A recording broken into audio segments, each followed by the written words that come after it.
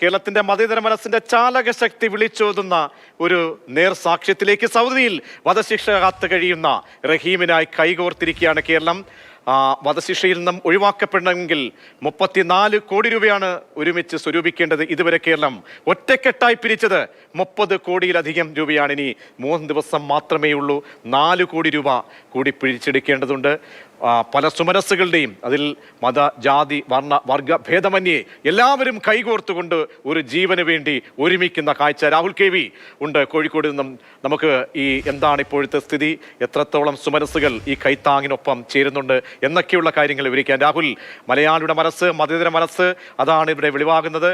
നമ്മുടെ ഇടയിലെ പ്രിയ സഹോദരൻ, ആ സഹോദരൻ ഒരു കേസിൽ അകപ്പെടുന്നത് അവിചാരിതമായിട്ടാണ്. അതും ഒരു കൈ അബദ്ധം എന്ന് പോലും പറയാൻ പറ്റാത്ത രീതിയിലുള്ള ഒരു കേസിൽപ്പെട്ട് വധശിക്ഷയ്ക്ക് വിധിക്കപ്പെടുമ്പോൾ അദ്ദേഹത്തെ മോചിപ്പിക്കേണ്ട ഉത്തരവാദിത്തം കേരളം ഒന്നാകെ ഏറ്റെടുക്കുമ്പോൾ എത്രത്തോളം രൂപ സമാഹരിക്കാനായിട്ടുണ്ട്, ഇനി എത്ര വേണം? അത് 3 ദിവസം മാത്രമേ ഉള്ളൂ. അതിനുള്ള മുന്നോട്ട് പോക്ക് എങ്ങനെ?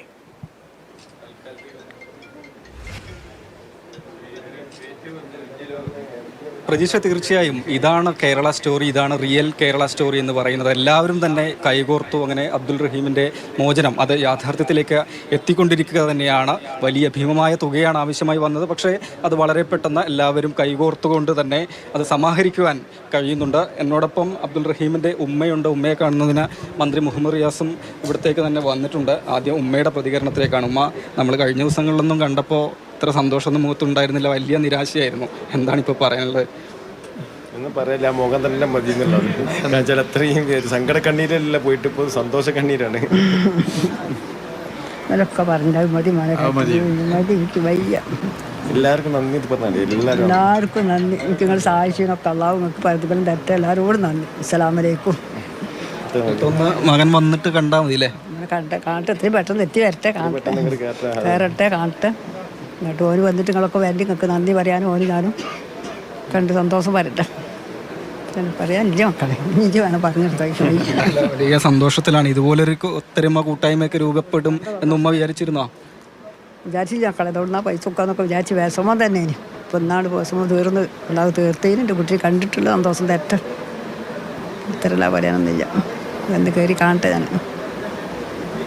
പക്ഷേ അതായത് നമുക്ക് കൂടുതൽ ഇപ്പം ഒന്നും പറയാനില്ല, കാരണം വലിയ സങ്കടത്തിലൊക്കെ ആയിരുന്നു. ഇപ്പോൾ മകൻ വന്ന് കാണട്ടെ എന്നുള്ളതാണ്. മന്ത്രി കൂടെ വീട്ടിലേക്ക് വന്നിട്ടുണ്ട്. ഒരു വലിയൊരു കടമ്പയായിരുന്നു മുമ്പിലുണ്ടായിരുന്നത്. വളരെ പെട്ടെന്ന് അത് ലക്ഷ്യത്തിലേക്ക് എത്താൻ കഴിയുന്നു എന്നുള്ളതാണ്. അല്ല, എല്ലാവരും ഒന്നിച്ചു നിന്നു എന്നുള്ളതാണ് എൻ്റെ പ്രത്യേകത. കക്ഷി രാഷ്ട്രീയ ഭേദമന്യേ, ജാതി മത അതിർവരമ്പുകൾക്ക് അപ്പുറത്ത് എല്ലാവരും ഒന്നിച്ചു നിന്നു. എല്ലാ രാഷ്ട്രീയ പാർട്ടിയിലുള്ളവരും, ഒരു രാഷ്ട്രീയ പാർട്ടി ഇല്ലാത്തവരും, സംഘടനകൾ, വ്യക്തികൾ, ഗ്രൂപ്പുകൾ എല്ലാവരും ഒന്നിച്ചു. ഒരു 18 വർഷം ഒരു മനുഷ്യൻ നിരപരാധി എന്ന് പറയപ്പെടുന്ന ഒരു വിഷയം ഞാൻ പറയുന്നില്ല, നിങ്ങൾക്കൊക്കെ അറിയാം, ജയിലിൽ കിടക്കുക. 3 തവണ തലവെട്ടാൻ വിധിക്കപ്പെട്ടു. അവിടെ നിന്നാണ് ജനങ്ങൾ മറ്റ് പല നിലയിൽ ചർച്ച നടന്നതിന് ശേഷം ഇങ്ങനെയൊരു നിലയിലേക്ക് എത്തിയത്. ഇതിൻ്റെ തുക കുറക്കാനൊക്കെ വലിയ ശ്രമം നടന്നു, പക്ഷേ സാധിച്ചില്ല. പക്ഷേ ഇത് യാഥാർത്ഥ്യമാവുമെന്നൊക്കെ ആശങ്ക പലർക്കും ഉണ്ടായിരുന്നു. പക്ഷേ ജനങ്ങളുടെ കൂട്ടായ്മയുടെ മുമ്പിൽ, മനുഷ്യ നന്മയുടെ മുമ്പിൽ ഒരു തുകയും വലുതല്ല. ഒരു പ്രതിസന്ധിയും തരണം ചെയ്യാൻ മനുഷ്യ നന്മക്ക്, കൂട്ടായ്മക്ക് പറ്റും. ഇപ്പോൾ ഇവിടെ തന്നെ നിങ്ങൾ നോക്കൂ, ജനങ്ങളാകെ തടിച്ചുകൂടല്ലേ. ഇതുമായി പല നിലയിൽ എല്ലാവരും പങ്കുവച്ചിട്ടുണ്ട്. ഓരോരുത്തർക്ക് സാധ്യമാകുന്ന നിലയിൽ അവർ പങ്കുവച്ചിട്ടുണ്ട്. അതൊരു പ്രത്യേകതയാണ്. ഇത് റിയൽ കേരള സ്റ്റോറി ഇതാണ്.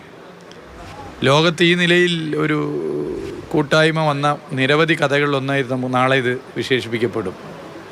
ഇതുമായി ബന്ധപ്പെട്ട് മുന്നിട്ടിറങ്ങിയ പലരും, ആ മുന്നിട്ടിറങ്ങിയ പലർക്കും ഉണ്ടായ അനുഭവങ്ങളും ഞങ്ങളോട് സംസാരിക്കുമ്പോൾ പറഞ്ഞിട്ടുണ്ട്. ഒരാൾ നോ പറഞ്ഞില്ല അതിനോട് എന്നുള്ളതാണ്. അപ്പോൾ ഇതൊരു ദീർഘകാലത്തെ ഒരു പോരാട്ടത്തിൻ്റെ വിജയം കൂടിയാണ്. മനുഷ്യ കൂട്ടായ്മയുടെ, മനുഷ്യ നന്മയുടെ വിജയമായിട്ട് ഇതിനെ കാണാം. The real Kerala story. മലയാളികളെല്ലാവരുടെയും മുമ്പിൽ വെക്കുന്ന ഒരു മാതൃക കൂടിയാണ്, സന്ദേശം. അല്ല, ലോകത്ത്, കേരളത്തിലല്ല, ലോകത്തിനാകെ നമുക്ക് പകർത്താനാകുന്ന ഒരു മാതൃകയാണ് ഇപ്പോൾ നമ്മൾ കണ്ടുകൊണ്ടിരിക്കുന്നത്. എല്ലാവരും ഒന്നിച്ചു എന്നുള്ളതാണ്. ഇതിൽ മറ്റൊരു അഭിപ്രായ വ്യത്യാസവും അല്ലെങ്കിൽ മറ്റൊരു സംഗതിയിൽ എല്ലാവരും ഒന്നിക്കുകയാണ്. ആ സന്തോഷം ഉമ്മാൻ്റെ മുഖത്ത് ഇപ്പോൾ കാണാനുണ്ട്. സഹോദരൻ എന്താ പറയാനുള്ളത്? ഒന്നും പറയില്ല, എല്ലാവർക്കും ഇതോട് സഹായിക്കുന്ന എല്ലാവരോടും നന്ദി അറിയിക്കുകയാണ്. ഇത് തുടക്കത്തിൽ 2 കോടി 3 കോടി നിൽക്കുമ്പോൾ നമ്മളെല്ലാവരും പ്രയാസത്തില്ല. ഇതോട് ഇവിടെ കമ്മിറ്റി വരെ ഉണ്ട്. ഇത് നിയമസഭാ സമിതിക്ക് നാട്ടിലുണ്ടാക്കിയ കമ്മിറ്റി ഉണ്ട്. കമ്മിറ്റിയും നാട്ടുകാരും ഇത് 2 കോടി 3 കോടി നിൽക്കുമ്പോൾ എന്തായിരിക്കും എന്നുള്ള ഒരു നല്ലൊരു പ്രതിസന്ധിയിലായിരുന്നു. ഇപ്പോൾ ഒരാഴ്ചൻ്റെ ഉള്ളിലാണ് ഇത്രയും വലിയൊരു സംഖ്യ ഇങ്ങനെ അടിച്ച് കയറിയത്. ഇന്നത്തോടു കൂടി സമാധാനമുണ്ട്. എല്ലാവരോടും നന്ദിയും കടപ്പാടും അറിയിക്കണം. 34ലേക്ക് എത്തിയോ? 34ലേക്ക് എത്തിക്കൊണ്ടിരിക്കുകയാണ്. 30 കോടി കഴിഞ്ഞു. ഇനിയിപ്പോൾ ഗൾഫ് ഫണ്ട് അവിടുന്ന് വരാനുണ്ട്. അത് ഇതിൽ നമ്മൾ ആഡ് ചെയ്തിട്ടില്ല. ആ ഫണ്ട് കൂടി വരുമ്പോൾ ഏകദേശം 34 ആവും എന്നുള്ള പ്രതീക്ഷയിലാണ് ഇപ്പോൾ നിൽക്കുന്നത്. ഇങ്ങനെയൊന്നും പ്രതീക്ഷിച്ചതാണോ ശരിക്കും? ഇല്ല, ഞാൻ നേരത്തെ പറഞ്ഞല്ലോ, ഇത് സ്റ്റാർട്ട് ചെയ്ത് 15 ദിവസം 20 ദിവസം ആയപ്പോൾ വളരെ സ്ലോയിൽ ഇങ്ങനെ പോവാണ്. അപ്പോൾ ആകെ ഒരു പ്രതിസന്ധി തന്നെയായിരുന്നു. ഇപ്പം എന്താ പറയുക, ഈ പെരുന്നാളിൻ്റെ 2 ദിവസം മുമ്പാണ് നിൽക്കാതെ ഇങ്ങനെ കയറിക്കൊണ്ടിരിക്കുക. അപ്പോൾ ആരാണ് എന്താ പറയുക, നിങ്ങൾ ചാനലും യൂട്യൂബർമാർ എല്ലാവരും പേരെടുത്ത് പറയുന്ന എല്ലാവർക്കും നന്ദി അറിയിക്കുകയാണെങ്കിൽ നിങ്ങളുടെ ഇടപെടൽ കൊണ്ട് തന്നെയാണ്, സോഷ്യൽ മീഡിയ ഇടപെടൽ കൊണ്ട് തന്നെയാണ് ഇതിന് നമ്മളെ അനിയനിക്കും വേണ്ടിയിട്ടുള്ള ഈ ഫണ്ട് സമാഹരണത്തിലേക്ക് എത്തിയിരിക്കുന്നതെന്ന് അറിയിക്കണം. ഫണ്ട് ആയിക്കൊണ്ടിരിക്കുന്നു. ഇനി അടുത്ത പ്രൊസീജിയറൊക്കെ എങ്ങനെയാണ്? ഫണ്ട് ഇതിപ്പം കമ്മിറ്റിയാണ്. ഇതിന് ജനകീയ കമ്മിറ്റിയുണ്ട്. എല്ലാ രാഷ്ട്രീയ പാർട്ടി സംഘടനകളും ഒന്നിച്ചുള്ള കമ്മിറ്റിയാണ്. ഇന്ത്യൻ എംബസി വഴി, ഡൽഹി എംബസി വഴി റിയാദ് എംബസി കൈമാറിയിട്ട് നേരെ കുടുംബത്തിന് കൈമാറുന്ന, അതാണ് അതിൻ്റെ കൂടുതൽ വിവരം എനിക്കറിയില്ല. കമ്മിറ്റിയാണ് ചെയ്യുന്നത്.